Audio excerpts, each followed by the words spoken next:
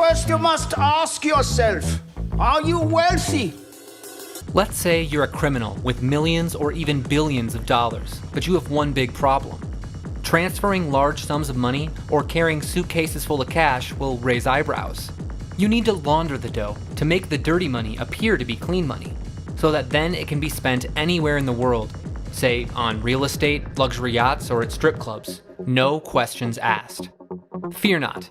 With a little financial detergent, your dirty money can become more or less untraceable. China leads the world in this ancient art.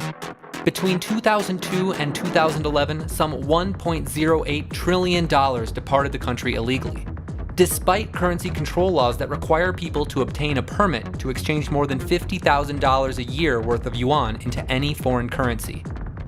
But this is a truly international pastime.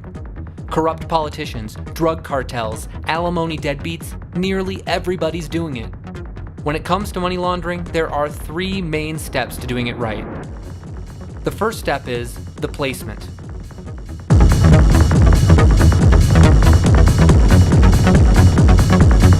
Placement is the stage when money enters the financial system for the first time.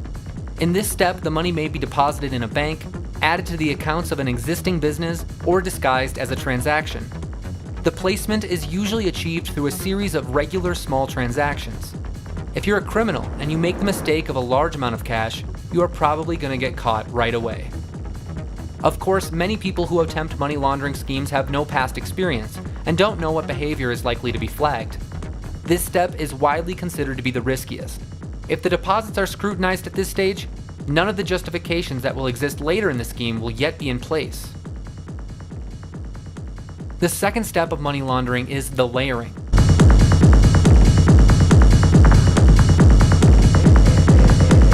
Layering is the stage where the illicit money is put together with legitimate money, or placed in constant motion.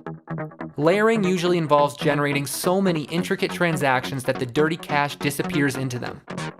Illicit money can be used to gamble, then placed into stocks, then shuffled around in different currencies, and then used to buy financial products like life insurance policies. Layering can work in dramatically different ways depending on the scheme. In all schemes, however, the purpose of the layering stage is to make it difficult for even a skilled accountant to differentiate between money that came from legal transactions and money that came from funds that were placed for laundering. While layering is typically a safer stage than placement, those who are not careful often can still be caught easily if they make mistakes.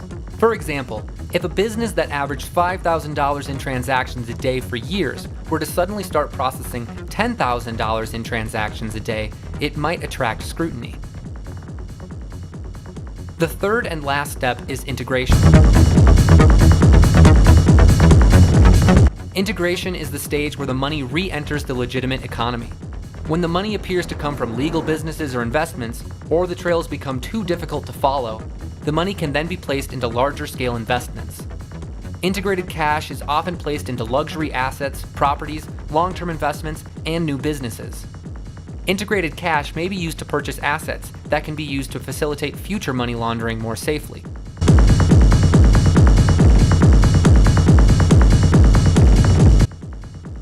There are several types of money laundering, like casino schemes, cash business schemes, smurfing schemes, and foreign investment schemes.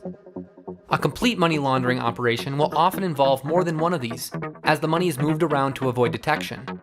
For instance, proceeds from cash businesses can be gambled, just as the success of a cash business that has been infused with placed cash can be used to justify investments or loans, which come from cash placed offshore. Let's talk about casino scheme. Get 10,000. 50! I said 50! Fucking 50,000! Go get it!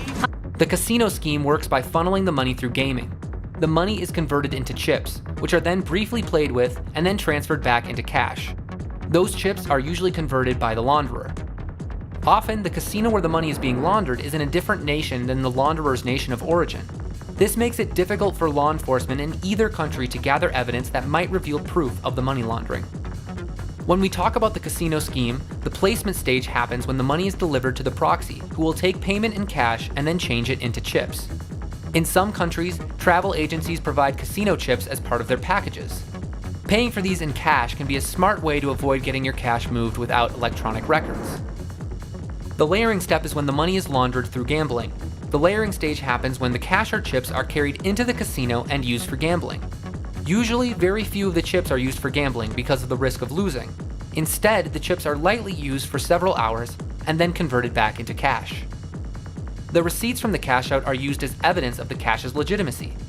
There is no record of how many chips were carried into the casino, so the launderer can plausibly claim that small amounts were carried in, and the larger sum came from winnings.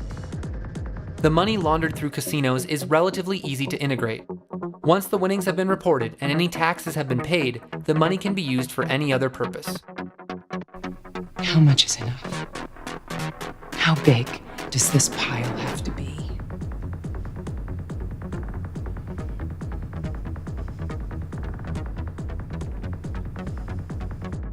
The cash business scheme is one of the most used and most popular schemes for laundering large amounts of physical cash. Even today, there are a lot of businesses who handle most of their transactions in cash. Illicit cash can be inserted into these transactions at a fast or slow pace. Laundering money through cash-intensive businesses was the preferred method of the famous gangster Al Capone. He evaded investigators for years by funneling the money his crimes generated through his small empire of laundromats.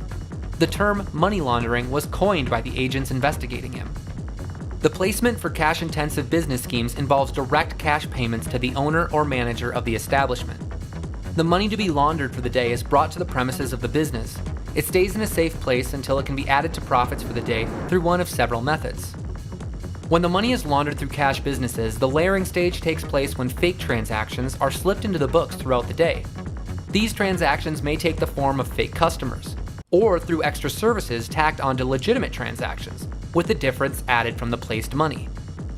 Cash-intensive business schemes often extract the cash through daily profits.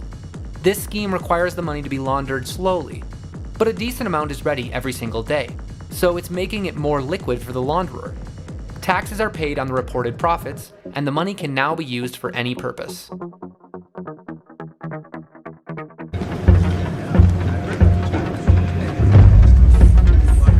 Now let's talk about the smurfing scheme.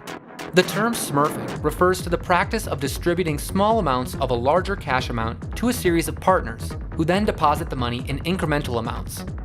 Smurfing is used to get around the currency reporting requirements that banks are required to observe in a lot of countries. Small quantities that come from many partners are less likely to trigger an automatic report. The placement stage starts with the cash being distributed through a network of people, smurfs, who can be trusted to deposit the money back again on schedule. Larger criminal organizations are more likely to use this strategy because they already possess a big network of obedient members. The layering stage for this type of scheme happens as the money is deposited back into one or many different accounts. More advanced smurfing schemes will try to make sure that the money is deposited in ways that avoid automatic detection. The cash must not be deposited in small amounts, but in varying amounts and at different intervals. The money can be extracted as it is moved back into the account. While this scheme avoids automatic detection, it is not as safe as the other schemes. If the deposits do come under scrutiny, it could be difficult for the launderer to explain why the deposits were made. The foreign investment scheme.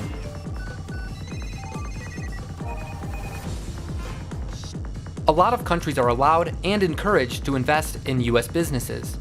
However, the IRS has little power to account for how the money used in these investments was accumulated. In some cases, the money comes from illicit activities. The launderer delivers the cash to the foreign investor, who then returns it by making an investment in the launderer's business. The placement happens when the cash is delivered to the foreign partner. In most successful schemes, the launderer will not appear to have any prior contact with the investor who is holding the money. For all intents and purposes, the money appears to be the property of the foreign partner.